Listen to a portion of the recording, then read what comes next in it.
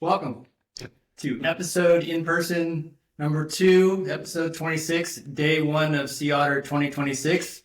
Today is Thursday, the 16th. We're the Service Course Report. I'm Ed Philbrick, joined by Kurt and Darren Stockton. Today was the Lifetime Grand Prix and day 1 of Sea Otter. And we're in the studio here in the media center or the hospitality center where you would watch auto sports, motorsports. Yeah, this is nice. And we watched first day of the 2026 Lifetime Grand Prix, and it was quite a day. What did you guys think? It didn't disappoint, man. It was right from the get-go. Just great weather, huge men's field. Pretty good women's field, but not as big as the men. I mean, there must have been 200 men, and there's probably close to 100 women. But exciting racing down to the wire in both races. Yeah, that was great, and it's really cool to have this multi-lap format. Because we get to see them come by. You can actually see the look on their faces when they're coming through the feed zone. How much you can read of that, and the crew at Lifetime did a great job with their live broadcast. So when we weren't seeing them right next to us, right, you could pull it up. It's always a challenge with the cell coverage here, but I think it worked pretty well today. Thursday's not such a busy day here at Laguna Seca Raceway, so we don't have another 5,000 people sucking up bandwidth. So I thought it was pretty good. but DS and you, right? So Ed, you stayed closer to the start finish. We used the divide and conquer, and we did divide. I think we conquered pretty well. Yeah. I got to see the pinch point at the top of the pavement, going into the dirt at the starts, and DS got some really cool footage. We'll share with y'all a little bit later. Not in the podcast, but yeah, dribble it out. But what do you think? Because you were out on the course, DS, more than either of us. What I noticed is Change this too. I didn't see one racer out there after I saw the men coming up on the finish lap, and I saw the women, with one to go, but I didn't see anybody out there that looked like they had an easy time. Everybody was like, oh, you come over the top of a hill and everybody's stretching or kind of easing, a little bit. So it just looked like a hard day. It looked like they were on the gas the whole day. They're way ahead of schedule compared to how long it took them last year. So it was great, man. Beautiful scenery. I was out there hanging out. There's some other media personnel out there. But it was really great. I had the e-bike of the crew, so I was the one that took advantage and got a little bit further out. So it was really great. It was exciting. Yeah, I think we'll backtrack and just say that yesterday we pre-rode, or we did our best to navigate and pre-ride the course. We missed about 8 miles, probably the more entertaining of the 8, or of the, is it a 30-mile lap? Yeah, we missed the single track, yeah. I guess. But we rode the last climb and the bulk of the course. So that was helpful. The downhill at the start, extremely scary, I think, for a big field.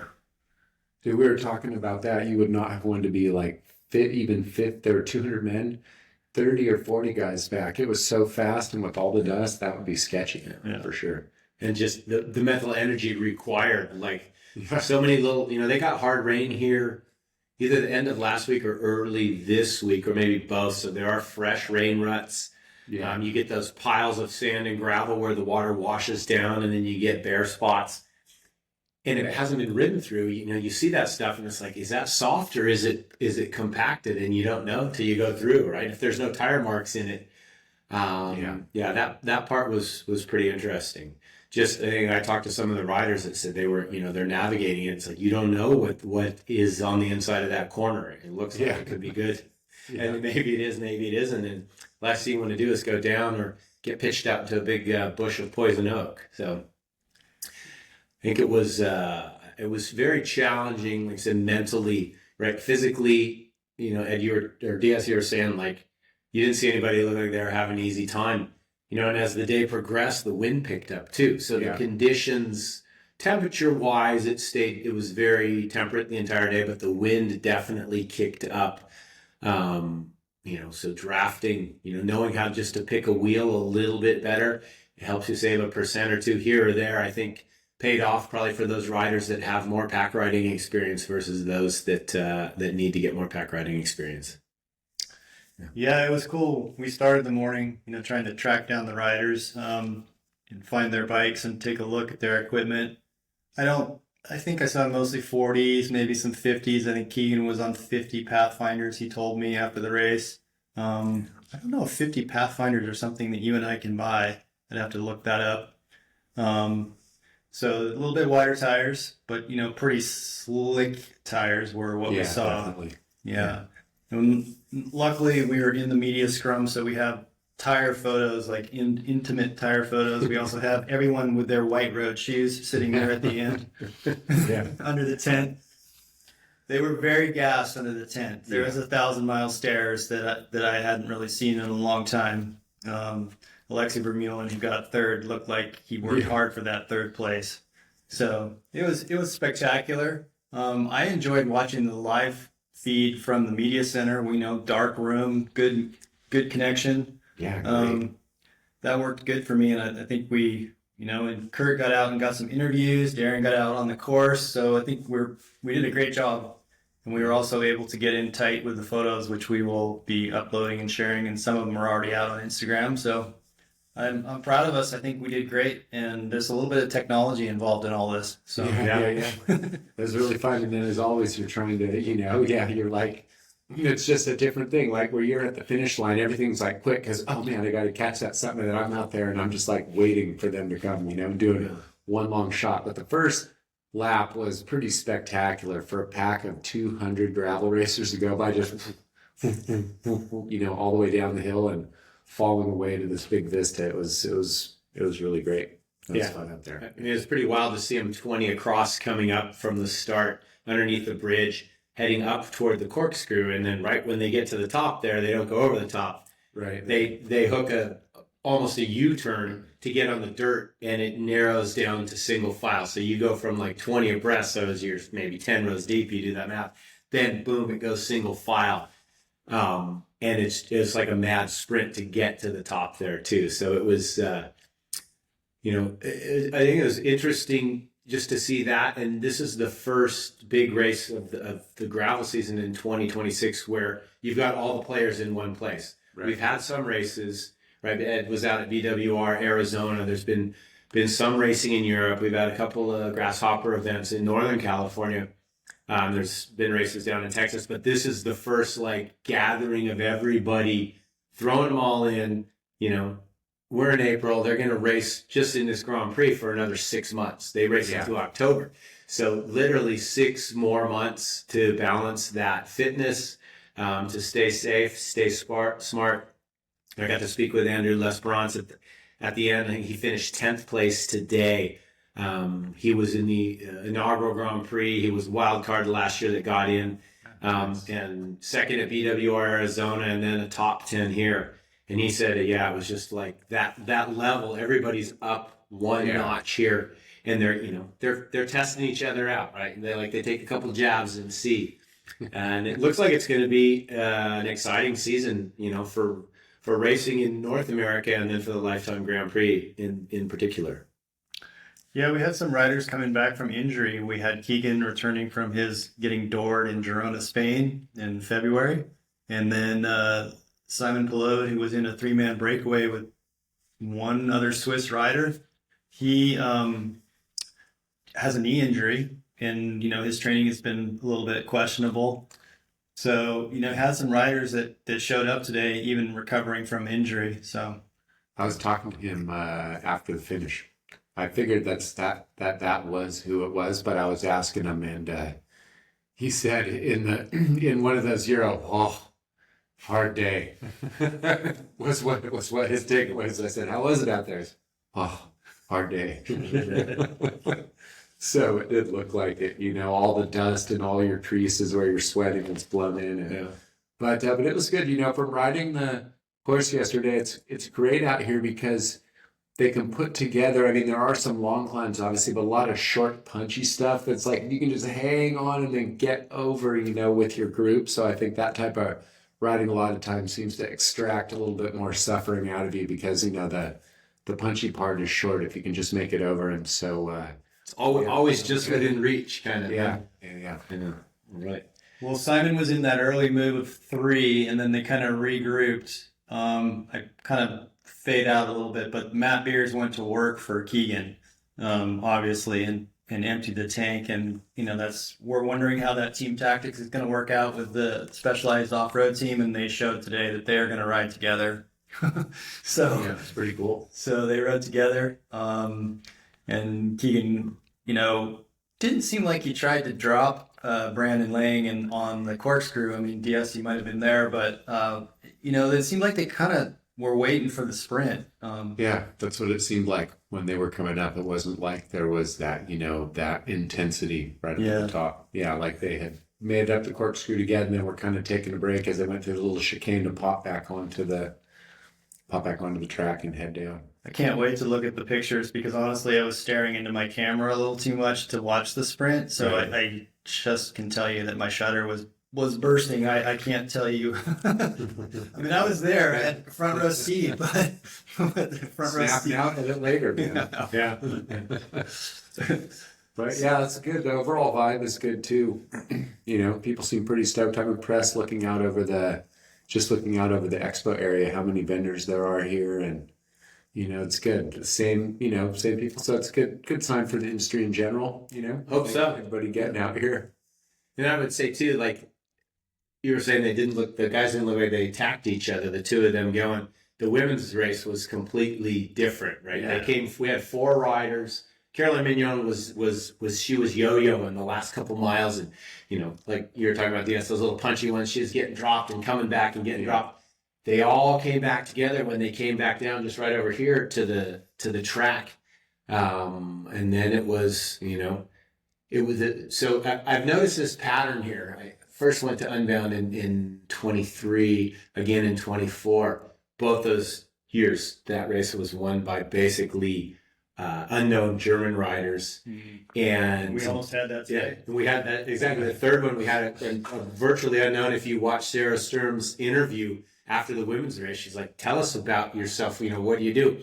The woman who was third, and she's so new. I don't. I'm blanking on her name. Lang? Yeah, Lang was the last name, but there's a lot of for whatever reason, the Germans. They've come to invade the Lifetime Grand Prix, and she's not in the Grand Prix, but who knows? And another one on the Canyon team of the Spieler trainer Pete Stetna. They had a great race, but it was really cool to see that. It was it was a bit of a prize fight because there were. It was 8 or 9 women within 3 miles of the finish, and there were definitely some attacks that went down, and it thinned it out. Lauren Di Crescenzo was yo-yoing back on. The group would shrink and then expand again. Yeah. But then the Specialized Women's Off-Road team, which is Sophia, right? I mean, she gassed them all and raced it all the way to the line in a very deserving winner. And it's a fun finish. If you haven't watched the footage, just watching the finish footage of the sprint, because they did a thing where they ran the riders back down the track the way they went up at the start, except on the dirt, and then down. They do a U-turn, and then it's a couple hundred yards to the finish line. And Braden Lang and Keegan Swenson, or Swenson and Lang, went into that turn, and Keegan opened the door way up. And Braden Land took it and went inside, and we were talking with DS, right? It was like He controlled the corner well too. He went on the inside and then got on the brakes enough to not let Keegan dive back under him. Yeah, well played. It was like a supercross, like a block turn, almost. Yeah, and they sprinted out. And then on the women's, if you watch it, all the action happened at the second to last turn, and when the women came through at the beginning of lap 3, I watched. There was probably 10 or 12 of them, maybe. It was a fairly large group that came into that second to last turn. And there was one groove that was way outside. You could see it worn in. And if you've ever been to Laguna Seca Raceway, it's very sandy around here, the dirt. And the inside, like there was a line it must have been 30 feet inside. And I was like, nobody's taking that. It must be pretty soft in there. And with 2 to go, Sophia, I saw her jump over and take that line, And then she talks about it in an interview. She like kind of tested that line out, like, hey, was it going to work? And then on the last lap, it was her and Lauren Stevens going to the line. Sophia took that line the lap before, knew it didn't work. She stayed wide in the groove, and Lauren Stevens tried to take that line, and she came in and was getting close, but then she was completely off target, and that sprint was won before the sprint. That sprint was won with 2 turns to go, where the men's sprint was one going through it. So some interesting tactics, and then Lauren Stevens said, oh, I saw Sophia take that line the last lap, so I tried it, on the finishing lap, which, like, if you saw her take it the last lap and then she didn't take it on the finishing lap, it seems like you'd go, oh, well, maybe it wasn't as good. But in any case, there were tactics all the way to the line, it's cool to see that there has to be thinking. It's not just raw power. Yeah. That was pretty exciting. I mean, and everybody at the finish, you didn't know until basically, right at the end. And what's better than that? I mean, it's cool to see someone solo, but it's way better when you don't know what's going to happen. Keeps the people engaged. Yeah, and the helicopter footage was just great today. I mean, Yeah, it really was. Fun. Yeah, you really see them watch the race, see the suffering, see people going down. So it's really good. I had where I posted up my 3rd shot of the day was on the downhill, and down below me there was a right-hand turn that had a rain right in it. And at one point, maybe somebody in like 30th or so in the men's field, I couldn't see him. They go around the corner, and I hear that distinctive sound of a poosh tire like blow off the rim, and then just bike and body grind. And apparently, the guy who came up said it was hard to tell which was the chicken or the egg, but that the tire blew and his rim was cracked. So, yeah, one out there, but it was a little bit of a spicy section. It happens, yeah. It's interesting, like in road racing, when you're in a pack, it seems like there are opportunities to relax. And I talked to a couple of riders, and they're like, there's nowhere, not nowhere, but very limited places that you can relax just to take your nutrition in, to feel comfortable, to take your hands off the handlebars where you have a good line of sight and you're not fighting for a wheel. And the men were 4 hours 15 or something, and the women were just over 5. You can't get through with a couple bottles of water and a couple gels. Like, you had to really get your nutrition correct, and then also have the opportunity to ingest it. So I think that probably played a big part, when it's just a couple of percentage between the top riders at the end, or 0.5%. Yeah. Like, all those little things, you never know which one it is, but I'm sure that the nutrition was probably a big part of it, because, it was cool and nice, but you're still getting super dehydrated out there. I mean, I guarantee every rider that finished, we noticed, right? They all look pretty gassed. Salt stains on the clothes. Oh, yeah, that was very crusty. Oh, he said, what's his name? The Tudor race. He said, it was, hard and hot. And hot. It was definitely hot out there. It was, when you're pushing. So just jumping around, KSU had a chance to chat with Michael Wood, who's a 2-time Tour de France stage winner. Yeah.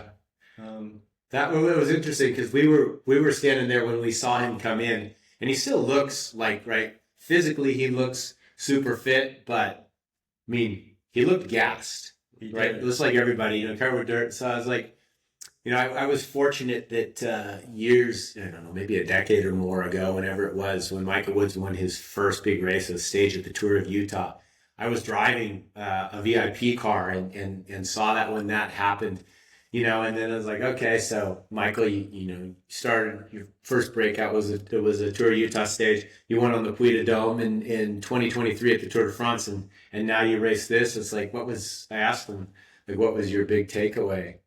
And I think what his reply was, and we have the interviews, but it was like, I got to train more, or I got to train at all.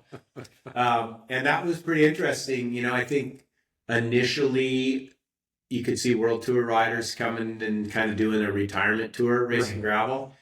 I think those days are over, as far as just maybe you transition in, but you got to train. And then it's this, it's different. It's a lot more punchy. And you have to be much more of an individual. You don't have a team car. Yeah. You don't have, 4 teammates that are going to go back and get you bottles if you're a team leader. So it's learning to be efficient and self-sufficient at the same time, and have to rely a lot less. And then also equipment choices. Yeah. You know, you can read all you want and talk to people all you want, but you gotta like figure out your style of racing, right? Road racing is road racing, but you know, different types of dirt, different types of gravel. Is it rocky? Is it sandy? Is it, you know, is it hard pack? What is it? Learning how you're going to ride. It's the equipment side of gravel is super fun. It kind of reminds me, DS, when we were when downhill started coming around, and it was just like the equipment side was evolving like almost every race. Like, Yeah, definitely season to season. Show up and there's a new part, a new this, a new that, a new tire, a new fork, a new valving, a new something. Yeah. One of the things you're going to see in we have a lot of bike photos, try to take a lot of bike photos, is those guys had to carry a very large transponder. It was not quite as big as an iPhone, but they all had it taped onto their bikes. I felt a little bad for them, you know. It's pretty good size transponder for the results and tracking. Oh, so that was for that live or athletic links. For the live. Yeah. For the timing mats, yeah. Well, as long as everybody has to put one on, then all good. The other thing I noticed about Michael Woods is, man, he's a physical specimen. Like, he's so lean, even in his retirement. I was just like, I hadn't been seeing that in a while.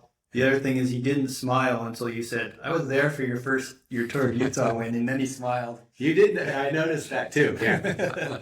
Because I did kind of feel like he was just going through the paces, not only with me, but with everybody that wanted to talk. Yeah. Yeah. So, yeah. He wasn't really amused until you said, I was there for your Tour of Utah stage win. Then he finally smiled. But anyway. Good.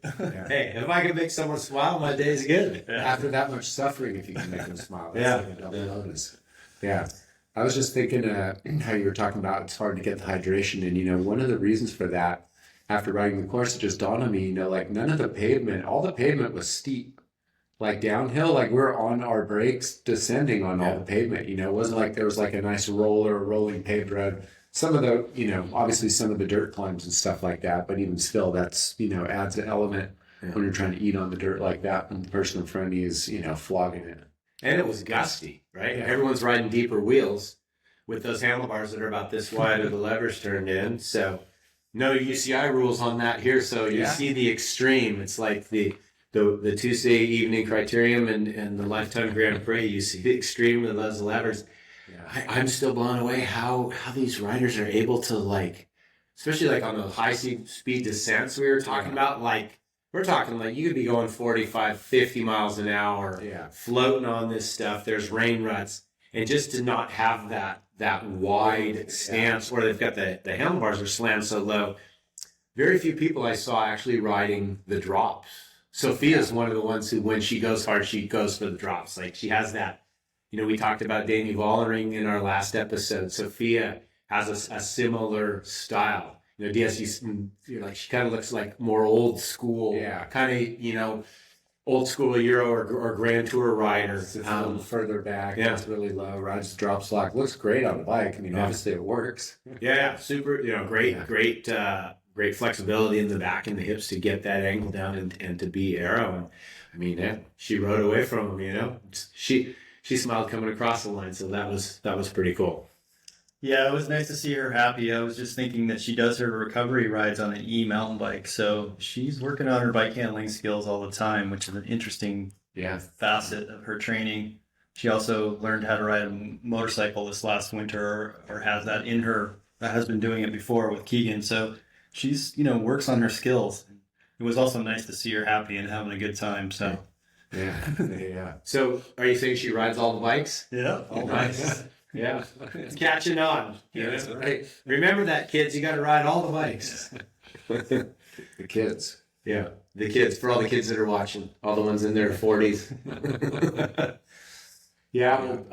And for us, a big day of covering. Like, it was all LTGP. It was all the Lifetime Grand Prix today. I did walk through the Expo on the way back from the start. That was nice. I saw a lot of 32 tires. Stenner had a 32 gravel bike and a 32 mountain bike. Yesterday we had a peak at Vittoria's 32 tire.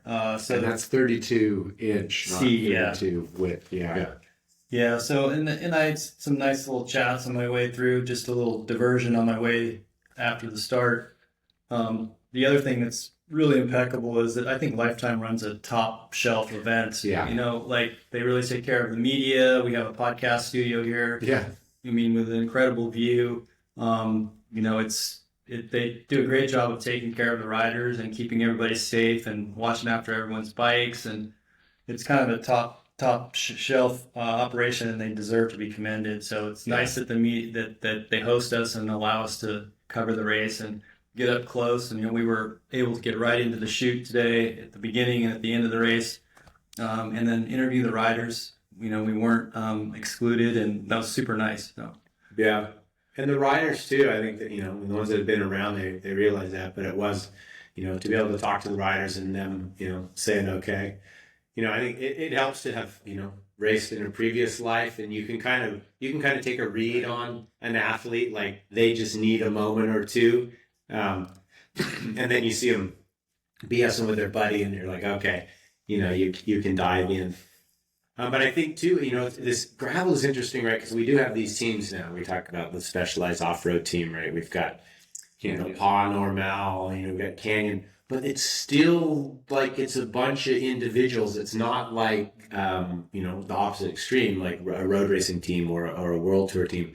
And so I think that the riders, you know, they're probably not going to a team camp and having media training, which you do with your big road team, but a lot of them seem pretty savvy, and they realize that it's all part of it. It's just like training hard and recovering hard and getting your nutrition right. And it's also, you know, there are all forms of media here, you know. We heard a lot of, you know, Ed and I hung out in the media room for a while today after the start, a lot of different accents and languages in there. And it's only Thursday. You know, it's only going to get busier. So it's pretty cool. It's a big international draw here to, you know, the Laguna Seca Raceway in Monterey County. Yeah, so we're camping. We were able to find all of our equipment in and amongst our camping equipment and pull out this kind of quick recording. Tomorrow we're going to test ride some specialized Evo R's. Right? Levo R. Levo R's. The new lightweight e-bike. So we're going to be doing that. We'll share our experience, and we hope to have additional guests and record some more while we're here. And we're going to do some campfire cooking. That's right. And maybe a fireside chat or two. So we'll try and push out some of the media that we had. Kurt did a nice interview with Gary Fisher, Alan Lim.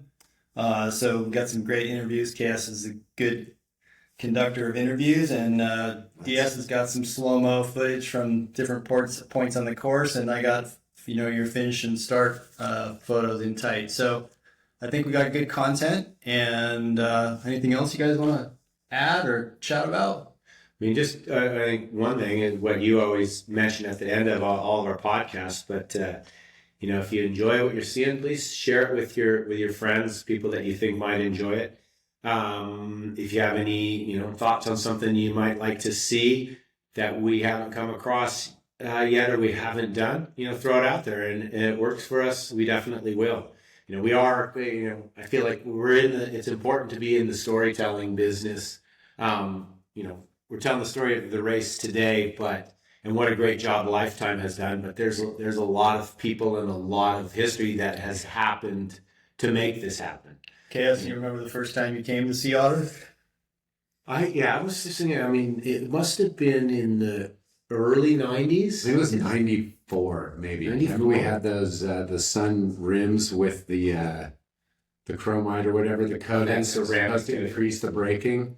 And we get out, we got our new race wheels built. We had ridden around the block, and so we come out here and we got to do a few warm-up laps. And we're coming down, you know, the corkscrew or whatever. We're going, what's that smell or whatever? We're looking down, and our brake pads are like half gone. Yeah. We were like scrambling, went back and put our training wheels on. I think was the fix. Yeah, the pads, they had just like, oh yeah, test these out. They're great for braking. They put like a winter mountain bike coating, I think is what it was, on some road rims. That's right. It ate the brake. We're like, won't even make the race. There's no way 2 warm-up laps, and our pads were half gone. You know, I had a pretty funny. So today I'll tell you, I was set up. I was using my GoPro and my iPhone. You know, like had some different angles going, and so like, that was great. You know, my third one, I get all the women. So I come across and we talked about, you know, me coming over more to where they're that, you know, downhill before they're dropping or going up the last uphill. So I coming up, and a whole bunch of people are coming in, other, media. And so I'm like, I got to stake my shot. I'm like, ooh, this looks really cool. And I quick stick my tripod there, to kind of let know, stake my claim, put my flag on the moon, as everybody's walking up. And so I get that all set up, and I'm like, all right, the iPhone's going to be here. Where's my GoPro going to be? I'm like, I think right over there. I'm like, all right, great.